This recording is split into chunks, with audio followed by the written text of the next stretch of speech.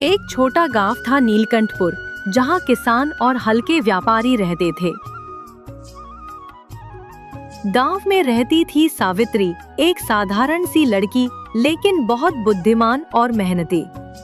सावित्री के पास बहुत कुछ नहीं था, बस एक पुराना खेत और अपने माता पिता का आशीर्वाद। वो हमेशा सोचती, जो मेहनत से पाया जाता है वही असली कीमती होता है, और जो चालाकी से समझो वही सफल होता है। एक दिन गांव में एक अमीर व्यापारी आया।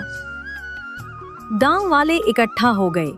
व्यापारी ने ऊंची आवाज में कहा, सुनो गांव वालों, जो भी मेरे सामने बैठकर मेरे सवालों का सही जवाब देगा, मैं उसे इनाम में सोने की मूर्ति दूंगा, लेकिन सिर्फ दिमाग और चतुराई वाला ही जीत पाएगा। गांव वाले डर गए। सोना पाने की लालसा थी, लेकिन सवाल बहुत कठिन थे। सबने कोशिश की, पर कोई सफल नहीं हुआ। सावित्री ने सोचा, अगर मैं सीधे जवाब दूंगी शायद नहीं मिलेगा। मुझे अपनी बुद्धि और मेहनत का इस्तेमाल करना होगा। व्यापारी ने सवाल पूछा, अगर तुम्हारे पास 3 खेत हैं और हर खेत में 10 बैल काम कर रहे हैं, लेकिन एक खेत में 2 बैल बीमार हैं, कितने बैल सही हैं?